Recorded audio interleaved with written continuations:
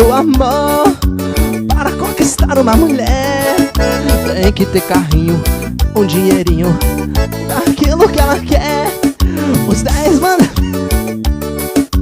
Para conquistar uma mulher, tem que ter carrinho, um dinheirinho, tem que dar aquilo que ela quer.